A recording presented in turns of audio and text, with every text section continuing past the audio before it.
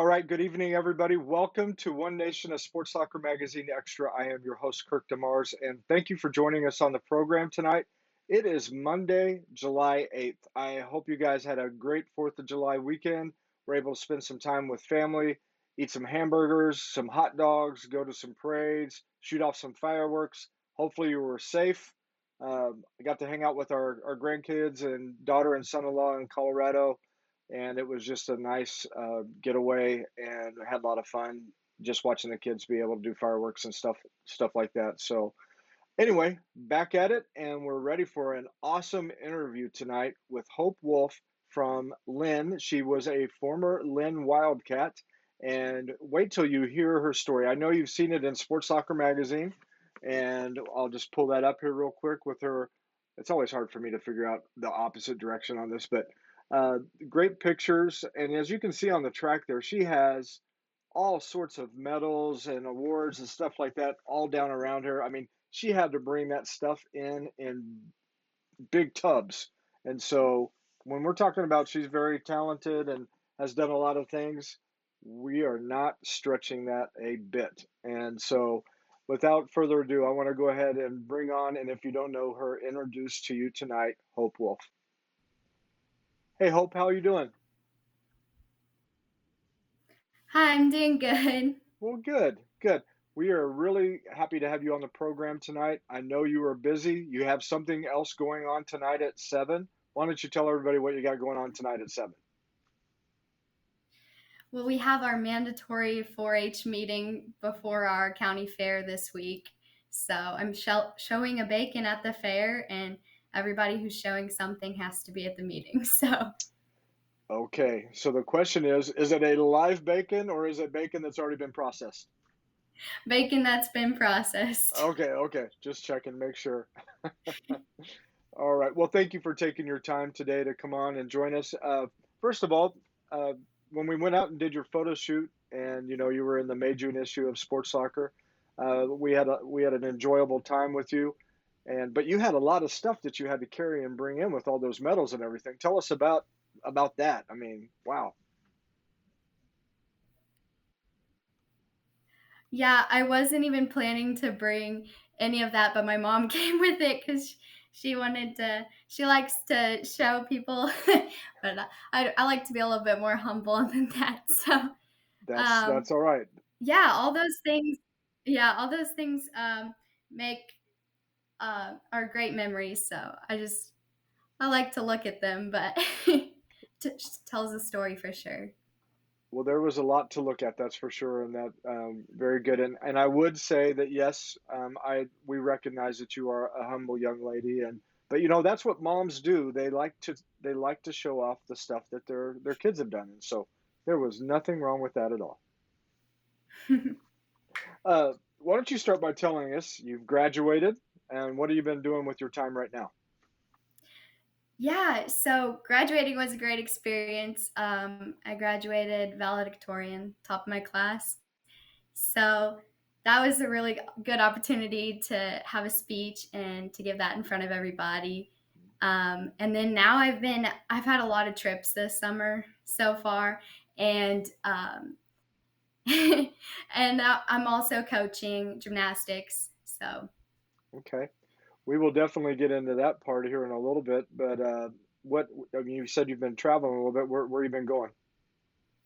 So we went to Biloxi, Mississippi for our little beach vacation with my family, and I got to go on a float trip with the FFA and just a few other little short trips. We're going to the lake this weekend, and I was in Springfield last weekend. So You are busy. There is one trip in particular that we want to talk about. In your article in the magazine, you talked about a trip to hunt caribou in Alaska. Tell us about that and what are you excited about there? oh, I'm so excited. That was a deal that my dad made with me so that I could go. I've been hunting ever since I was really little, and I've gotten to go on out of state hunts in Wyoming. And going to Alaska has always been a big dream of mine. Definitely my dream vacation. Um, so I'm super excited for that opportunity, and we leave in a couple weeks. So, Okay, well, here's my one concern. You know, grizzly bear, they eat caribou and stuff like that. What kind of precautions are you guys taking to keep the grizzlies away? well, we're each having a pistol for the Okay, grizzlies just in case, and we have certain like meat bags that we have to mhm, put the meat in, and um, there's just different precautions we have to make to where we're not attracting the bears to us. So right. Yeah, attracting bears is not good. So yeah, that's good. You another thing that you talked about. Well, let's go ahead and go into this a little bit more. Speaking of hunting, you also did some talk about the kind of hunting that you like to do, as well as the trapping, and then you just say you were an avid conservationist. Tell us about all those things. yeah, of course. So hunting is conservation, trapping is conservation, and I'm also part of 4-H and FFA, and just love to be able to be outdoors and experience um, all the things that the outdoors has to offer. Um, I've always loved hunting. I hunt everything in mid Missouri, so like anything you could think of, deer, turkeys, squirrels. Um, I just love hunting. And then my freshman year, I was given the opportunity to go to Wyoming for antelope hunting. And so that was my first out of state hunt. And then we just continued to go to Wyoming for the next 2 years, going antelope and elk hunting. So that kind of worked my way into wanting to go caribou hunting in Alaska. And definitely going to be one of the coolest experiences I've been to. Okay. So, I notice in the background I don't see any mounts or anything like that of any animals. Do you do anything like that? Yes, we do. We have mounts all over the house, just none in my room. Okay. um, yeah. That yeah, that'd be a little creepy having the animals up on the walls and looking at you while you're sleeping and stuff. But no, Yeah. that's good. What has been your most prized hunt that you've had? So 2 years ago, I got to go to Wyoming for my antelope and elk hunt, but I got to take my grandma with me. And Oh, so that cool. was a really cool experience because she's never done anything like that. And so it was me, my dad, and my grandma, and we had a blast. Oh, awesome. That's good. I can envision you. I mean, you've gone to these different places to hunt. You like to go to different places to hunt. Any thoughts of ever wanting to go to like Africa or something along that line? Yes, I think that's so cool. My dad went to Greenland last year, Mhm. and I thought that was so cool. I was definitely jealous of that. I was like, "You need to take me with you," but um, that did work out. But yeah, Africa is super cool. They've got lots of different kinds of Mhm. animals, so that's definitely something I want to look into for like the Yeah, future. yeah, good. Maybe Dad will go with you there for that one too, right? Yeah. All right. Well, I am going to ask one question. So you said you've hunted, everything in Missouri and stuff like that. Have you hunted an armadillo? Yeah. Okay. See, I I kind of thought you probably did. So Yes. good. Before we get into the other part of your article, I want you to share a little bit about. You also talked about living off of the land. What does that look like, and what kind of experiences have you had there? So anytime we go out of state hunting, we um, are tent camping in like of nowhere, in the middle of nowhere. So there's nothing like like a campsite would have or anything like that, and there's no kind of buildings or anything around that you would be able to get any resources. So you're literally living off of what you have and what you packed. And we eat freeze dried meals while we're out there, and we just have everything that's in our pack, and that's what we live with. Okay. The one thing that I do not like about being out in the outdoors, especially staying the night in the outdoors. It's mosquitoes. I can't stand mosquitoes. I thought about Yeah. going on Survivor one time, trying out for that, and then I looked at all the bites that are all over those people. It's like, no, pretty much I don't want to do that. No way. I'd rather not be the one being eaten. Uh, all right, Hope, let's go ahead and talk a little bit about your senior year. You tried cross country for the first time. Tell us about that experience and why did you get started with that, and what were some of the highlights for you doing that this year? So, doing cross country really didn't cross my mind until my parents joined a running group, and that would like had just happened in Lynn last summer. And they were like, "Hope, you really need to join cross country."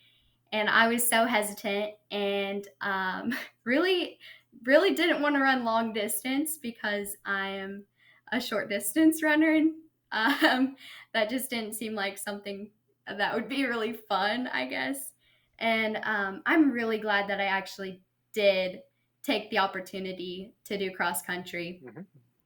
Lots of friendships came from it, and it was a great experience. But I did get hurt doing cross country, and I would still do it all over again. So Well, that was my brother. He ran. He was a year younger than me when we were growing up, and I usually could beat him in all the other sports, but when it came to cross country, which he participated in, that didn't go so well for me because, like you, I was a short distance runner, and we would run to my grandmother's, who was clear across town, and it was usually, I think it was about 4 miles to get there, and I'd be way ahead of him, but I would burn out, and then he would pass me, and then we'd go to my grandmother's, play some games, eat some food, and then he'd say, "You want to race back?" And I'd be like, "No, I'm getting a ride with grandma." There's no way. So I'm with you on the distance part. Uh, yes, it was definitely something to adjust to. it is. It really is. But I know it helps and it benefits you in a lot of different ways as far as endurance. It helps with being able to handle different things as far as the temperature.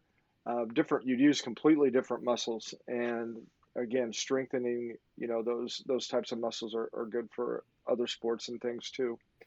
Um, you kind of had to get into a couple other sports, but we'll get into that here in a little bit. But why don't you tell us about your love for gymnastics and the success that you had from there? Again, we saw all those medals.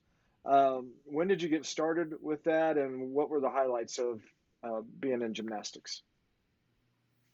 Yeah, of course. So, gymnastics was like the sport that I absolutely loved. I started at 8 years old, and I was doing so many sports at the time. I had to like choose a sport to quit, and I just had to keep knocking out sports until gymnastics was the only one. And that was freshman year. I had only gymnastics because I was working in the gym doing gymnastics for 20 hours a week, and it was too much to do another sport as well. So um, definitely gymnastics took over. Like I wanted to do gymnastics all the time. That was the only thing I could think about. And then going to different competitions and things like that was so much fun. Hmm. Whenever I was younger, I went to Gym Missouri Gymnastics, and they shut down during COVID, so I had to move gyms. But while I was at my old gym, we used to go to regionals, and that was Hmm. out of state. So we would go to Minnesota and Wisconsin, and I would have regional competitions. Hmm. And those were always fun. And then I moved to JC Gymnastics for after COVID, and I really felt at home there as well. Um, Yeah, and then continued my success there through gymnastics. yeah. What was your favorite moment when you were competing? That's a really good question. Um, I had a meet whenever I was probably seventh grade, and I got on the beam to do my routine at state. And it was a beautiful routine, and I knew it as soon as I landed. I knew that I had done a great job. And I look over at my coach, and she's like filled with emotion. And I go over, and she just hugs me so big. And I ended up winning first on the beam at state, which was a great experience. Yeah, that's great. Great job. Um, Obviously, you were very good at it, and your love and passion and dedication to all that rewarded you for what you did.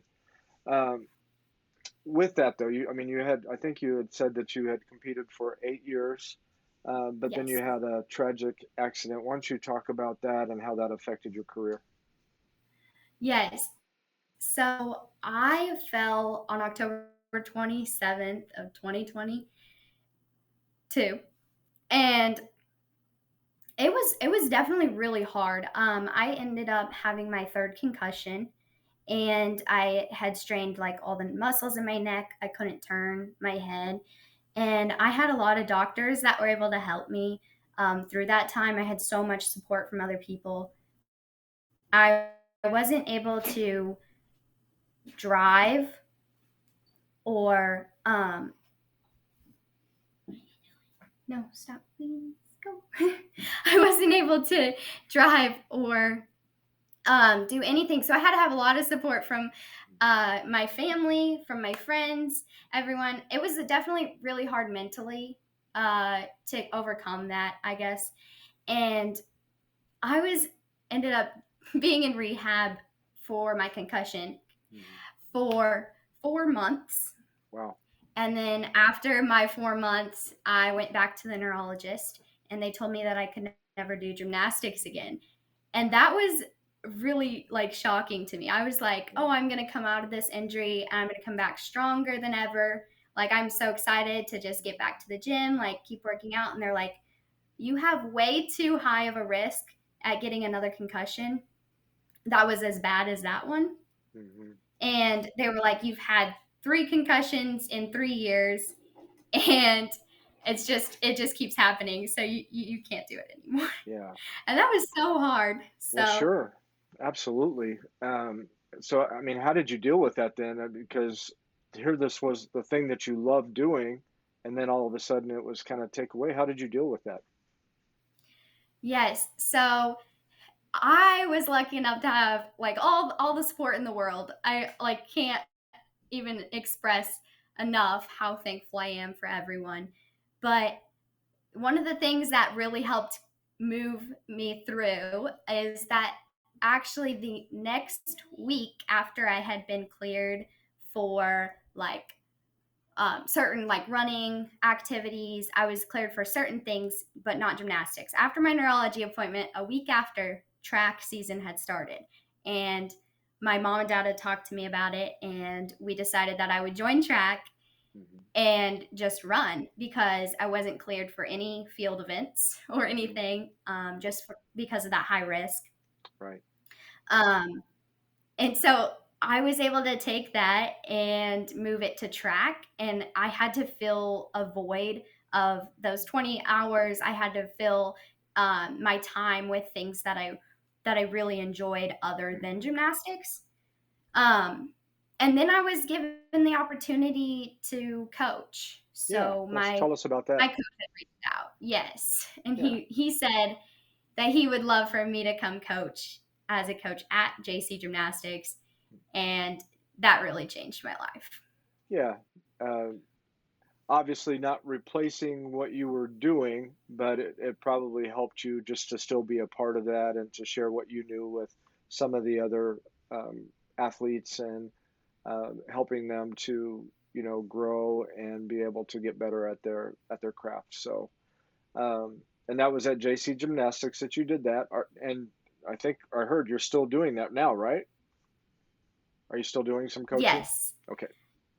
Yeah. How yes, often do I'm you do still that? coaching throughout the summer. Yeah. What age groups? For this summer, I've been doing 2 nights a week because of how busy my schedule is, but that's definitely something that I enjoy. I look forward to every single week. So, Very good. What age groups are you teaching, coaching? oh, so I I coach a certain like level of gymnasts, Hmm. but it varies in age. So Hmm. I have students from 6 years old all the way to like 12 or 13. So Okay, yeah, very good. And that's pretty rewarding when they get it, isn't it? yes, it is such a rewarding job. And I see myself in so many of my gymnasts, and I just love to be able to help them and see everything that they can do. Yeah, very good. Well, well done in that area. Well, you've made it through the first half of the interview. We're going to get ready for the second half, but right now we're going to go ahead and take a quick sponsor break, and we'll be right back. Okay. CNS Business Services has been connecting employees with employers since 1977. Recently, CNS rebranded to CNS Employment Solutions to more clearly define their mission of serving the needs of applicants, employees, and businesses while remaining current and evolving with the changes in the workforce. One important thing has not changed. CNS Employment Solutions partners with a wide variety of employers, placing employees in jobs that match their skills and needs. Say yes to CNS. All right, CNS Employment Solutions, they are a huge sponsor for Sports Locker as well as for One Nation, a Sports Locker Magazine Extra. We absolutely appreciate everything that they do, but we also appreciate that they help people that need jobs to find them, and they help employers looking for people needing jobs fill those positions. So if you know anybody that needs a job, make sure that you get with Paula Benny and her team at CNS Employment Solutions. Now we're getting ready to talk about something else here real quick as far as coaches and how important they are. But I want to just real quick give a shout out to our coach of the issue, Caleb Heckemeyer of St. Elizabeth. And Big Whiskey sponsors our coach of the issue. And that that's really important to me because it's people that are pouring into the lives of student athletes like Hope and just making a difference and encouraging them when they're down, teaching them the things that they need to know in order to excel on the field of play as well as in life in general. And they put a lot of time into that. So with that, we're going to say again, thank you to Big Whiskeys for sponsoring that. But we're going to get back here with Hope and Hope, we want to find out from you. You know, successful programs are built by great coaches. Why don't you tell us about your coaches and how special they've been for you? Yes, my coaches have done amazing things. They are so supportive and encouraging, no matter what sport I was in. So, my track coach, my junior year when I joined track, Robin Baker, she has been the best. She has been truly an amazing coach and somebody I look for up to every single day. So, she does a lot throughout our school as a librarian, but she's also just an amazing coach. And I have so much respect for her. Um, and then I have tons of amazing assistant coaches that were in track, an assistant coach in cross country. Miss Baker was also my coach for cross country. So definitely had a lot of time with her, and she's helped me a lot. And then my gymnastics coaches, they helped me amazing. They helped me in amazing ways too. So Did Coach Baker have anything to do with getting you involved with cross country as well? yes, I'm I pretty thought, sure her whole family did. yeah, that's great. I kind of thought that was probably the case. Uh, what would you say are some of the things that you've learned from your coaches that you're going to be able to take with you, in, even in life in general? What were some of the things that you took from that? Yes. So my coaches have actually really helped me in coaching my own gymnasts. So that's something that's really helped me. But really, just the way that they treat people and the way that I look up to them, they are just really inspiring people, honestly. Well, it's important to have people that are encouraging and help us to do the best that we can to go beyond the level of what we think is possible in order to be the best that we can be. And again, I know that you are somebody that stepped up and rose to the challenge of being better, because otherwise, I do not think that you would have received all those awards and medals and accolades and things like that. Um, so again, just want to thank coaches. They're just awesome. You know, I didn't necessarily think so when I was competing in sports. Sometimes I didn't care about some of the conditioning that we had to do, but that's a different story. Yes. Oh, so what? How was the transition for you going into track and field, and what events did you participate in? Yes. So my junior year, I did different events than my senior year. So junior year, I ran the 200, the 400, the 4x2, and the 4x4, and that's what I ran consistently, like every single meet. And um, I remember like doing conditioning while in track and stuff, and I was like, I can't run very far. Like I cannot run long distance.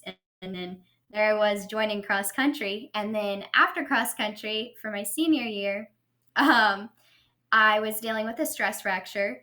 So I could only run every other day at track, which was made it a lot harder to make it to my track goals at the end of the year. But um, I was able to work through that, and sprinting really hurt my ankle. Hmm. So I did 800s, 400s, like the 4x4 and the 4x8, and worked with those. But the 4x4 and the 400s, those I stuck with. So Yeah, you probably actually, I mean, you maybe you don't, but I would think that you probably actually enjoy watching the Olympics, where we get to see gymnastics and track and field at the same time. Do you enjoy doing that? yes, yes, of course. Good. Was there any role model for you in gymnastics that you thought I would like to be like that girl? Oh, if I was to say somebody off the top of my head, I would definitely go with Simone. She's Okay. amazing. Yeah. So, Yeah. Quite incredible. Um, so what was probably the highlight of your career in track and field? What was the top moment? oh, there's so many memories, but I think that being like a senior this year with um, the amazing like underclassmen that we had so many freshmen join track this year, and just being so involved in track and like um, growing those friendships with everybody. We all share like this necklace. We all have the Hmm. same necklace now because we all ran with bows in our hair, and we just had a lot of fun with it. And I think that that just really was a great way to end track. So Yeah. I'm super excited about Well, that's great. Um, Having fun is a huge part of competing in sports and other things. Yes, even table games. It's important to have fun when you're competing in table games, right? it. Just got done with the grandkids when we were in Colorado, and we played Clue. I hadn't played Clue in a very long time, but I was able to get one win out of all the games we played. So yeah. What would you say that you enjoyed most about your time at Lynn High School?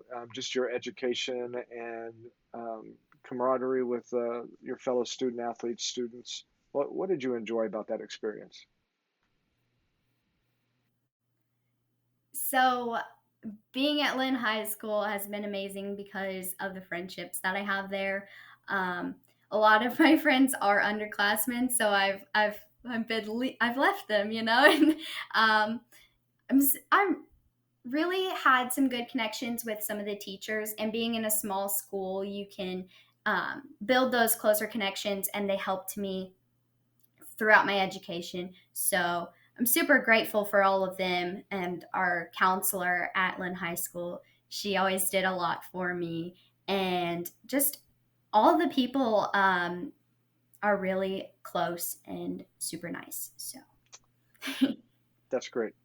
Uh, it's.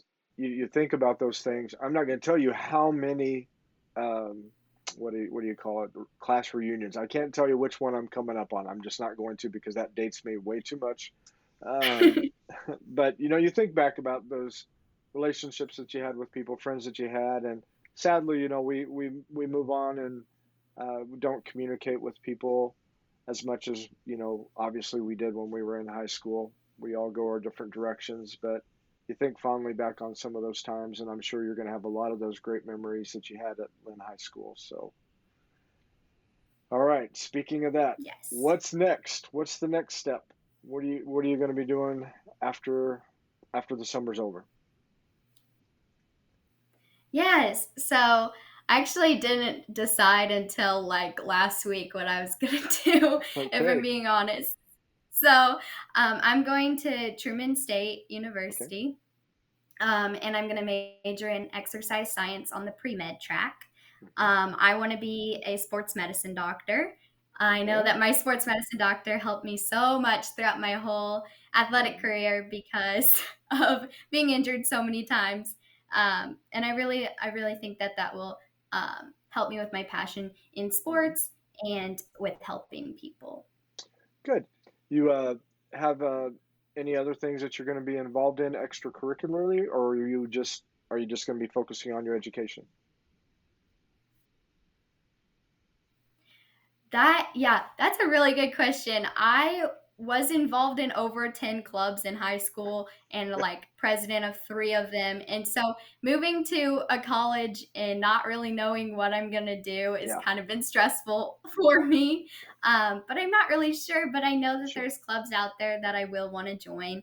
And I know that I'll want to be involved in intramurals and Hmm. just have fun doing things that I love. Yeah. Well, very good. Well, congratulations. Excited for you in this next phase. And one thing, when you were talking about just all the work that the physical therapist did with you, and I mean, typically you do see that when a student athlete has gone through quite a few injuries and things like that, they think, you know what, this would be a good career for me to be involved in. I've had experience in this, and just knowing how much they helped you and that you can help people. So, very good. Excited for you. Yes, absolutely. Well, we've come to the end of the interview, but I want to go ahead and ask you. This is important. We want to talk about your family, and then what kind of values have you picked up from them. So you go through each one of them and tell us about tell us about them and what you picked up from them. Okay.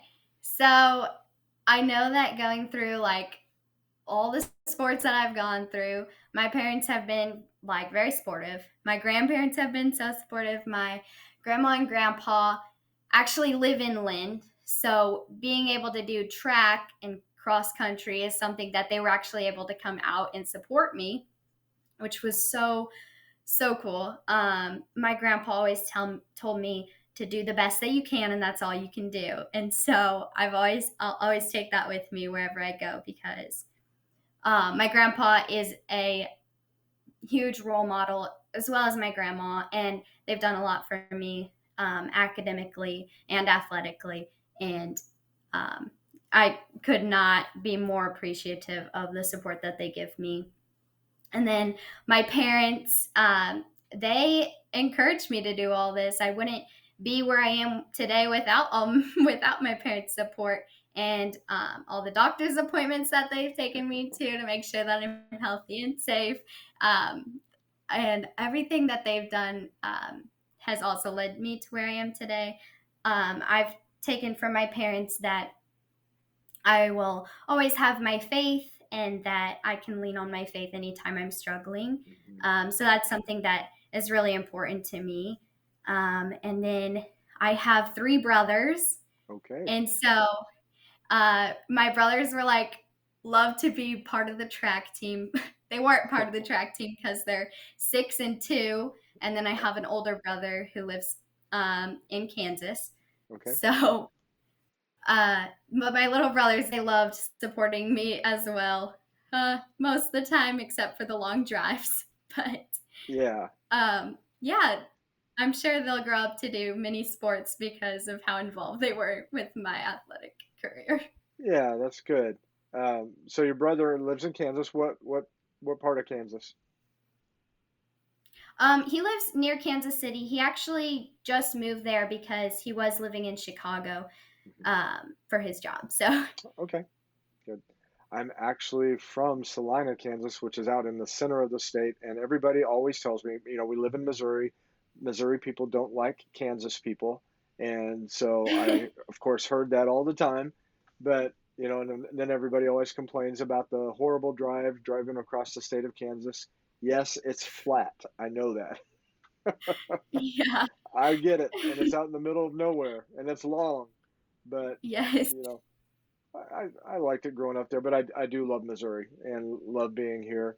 But I'm just not one of those people that hates on Kansas because I'm from there, and I didn't hate on Missouri when I lived in Kansas. So I don't know. Just call me different. Okay, so we're done Right. with this part of the interview, but I want to ask a couple of fun questions before you go because I know you got to get ready to go here real quick. But these are like speed round questions. So I just want to Okay. ask you, what is your favorite go-to food after a meet or any type of competition? What are you hungry for when you are done?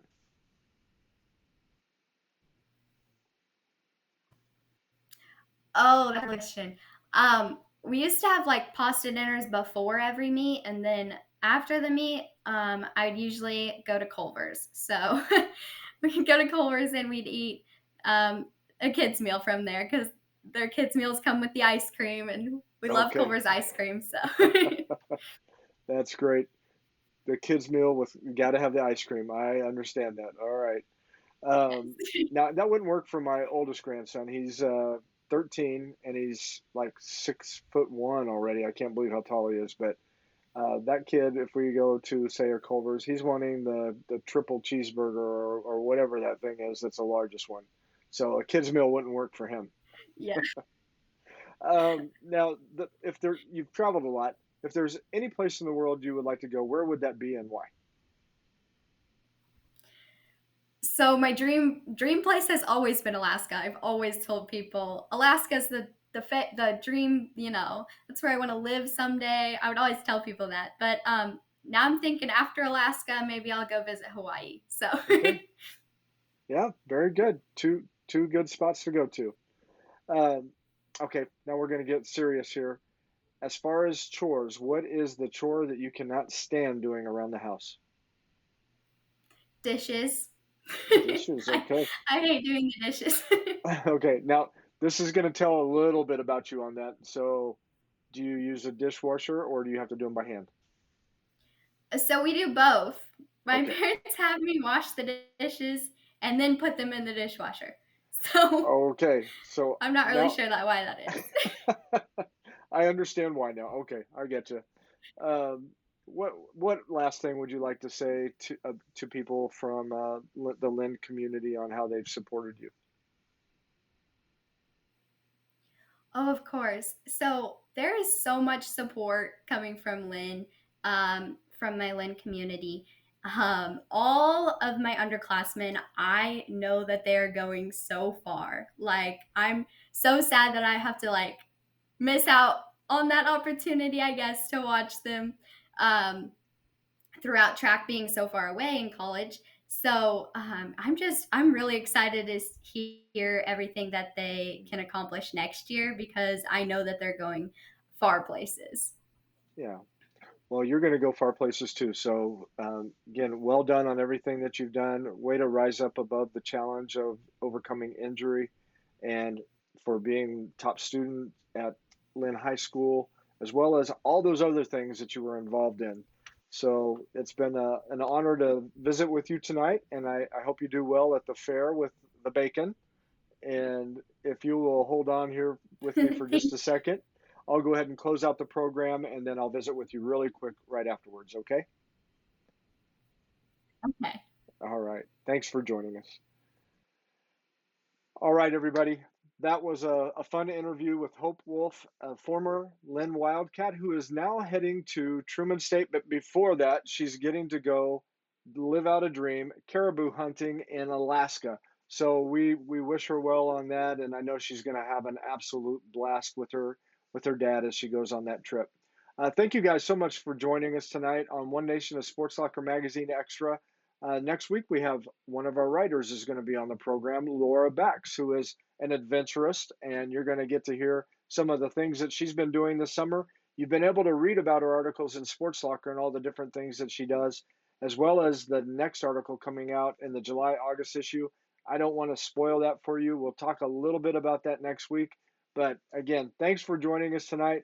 Hope you have a great week. I'm your host, Kirk DeMars. God bless you, and we will see you next week.